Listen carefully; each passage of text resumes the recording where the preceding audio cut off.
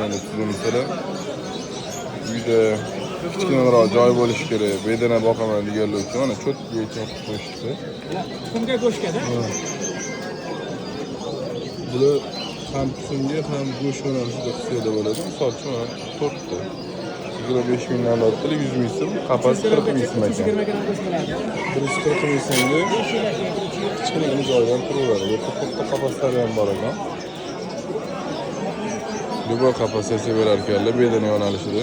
Raspishnoylarni ham boqsa bo'ladi. Mana shu hozir raspishnoy boqaman desanglar, greta 15 tacha raspishnoy ketadi. Bemalol tuxumlarni bu yoqda adarlab pishirgan. Yeb qo'ymaydi, sindirib qo'ymaydi. Tegida onaqalar bor ekan. Misriga axlatni bu yoqqa chiqarib olib, tozalab qo'yib qo'ysa bo'ladi. Hamma narsa bor ekan. Bedana yo'nalishida hamma narsa qapaslarigacha qo'yiladi ekan. Mana nimalar? 978. Bundan kattaroq qapasdan qilib beraverasizmi?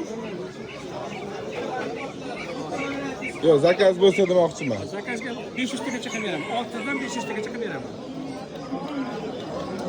Kichkinagina. Raspishnoy boqsada dekorativ yo'nalishida sal tuzroq ko'rinadi. Endi bu yerda go'sht bilan tuxum yo'nalishida olgan ekanlar ekanmiz. Olgan sotdagi baraga sindirsin.